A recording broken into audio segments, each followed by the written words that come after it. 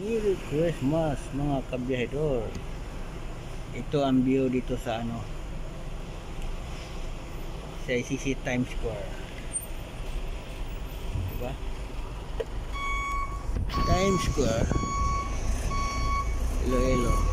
Doon sa dulo yung yung mga sunflower natin. Yan plastic.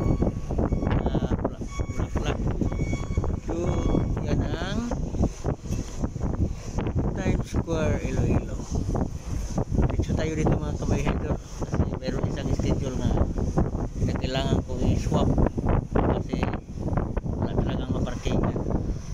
So dapat ito gabi ginawa kong araw, yung araw ginawa kong gabi.